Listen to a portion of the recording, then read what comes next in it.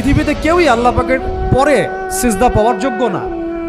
এমনকি নবীদেরকেও আল্লাহ পাক সিজদা করতে বলেন নাই, কিন্তু সেই নবী আমাদেরকে কিন্তু বলেছিলেন যে যদি আল্লাহ পরে কাউকে আমি সিজদা করতে বলতাম তাহলে আমি স্বামীদেরকে সিজদা করতে বলতাম।